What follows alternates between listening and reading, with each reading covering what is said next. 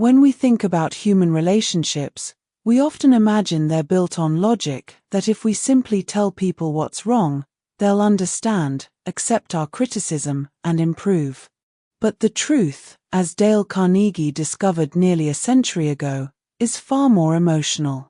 In the first chapter of his legendary book How to Win Friends and Influence People, Carnegie begins with one simple but powerful principle, one that could transform every relationship you have. Don't criticize, condemn, or complain.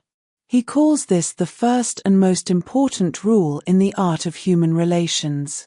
This idea might sound almost too simple. But as you'll see, it reveals something profound about human nature, something that can change the way you handle conflict, persuasion, and leadership forever. 1. The strange logic of Al Capone. The chapter begins with a story about one of the most notorious criminals in American history, Al Capone. Capone, the infamous gangster, was responsible for countless crimes: smuggling, bribery, violence, and even murder. Yet, when people interviewed him, Capone didn't see himself as evil. In his own words, he claimed he was just a businessman, giving people what they want.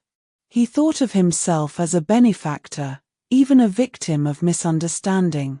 This puzzled Dale Carnegie. How could someone so clearly destructive view himself as a decent man? But then, he realized this wasn't unique to Capone. All people justify their actions, no matter how wrong they appear to others. Everyone sees themselves as the hero of their own story. And if that's true, then criticizing others is not only useless, it's dangerous. Why? Because the moment you criticize someone, you attack their self-image. And once you threaten someone's sense of pride, they stop listening and start defending themselves. 2. The killer who thought he was innocent. To illustrate this even further, Carnegie tells the story of a man named Two Gun Crowley, a killer whose name terrorized New York in the 1930s. Crowley was a ruthless murderer. During a gunfight with police, he shot a patrolman dead.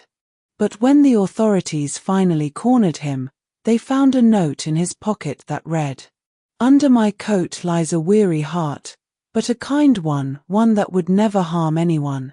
Even in that moment, surrounded by police, bleeding from gunshot wounds, Crowley thought of himself as a good man, a victim of circumstance. And when he was later sentenced to death, he reportedly said, "This is what I get for defending myself." Dale Carnegie uses this story to make a striking point. Even a murderer believes he's right. So what hope do we have in trying to correct ordinary people by criticizing them? If the most hardened criminals can justify themselves, what about your coworker, your spouse, your child, your friend? Criticism doesn't make people change, it makes them dig in deeper.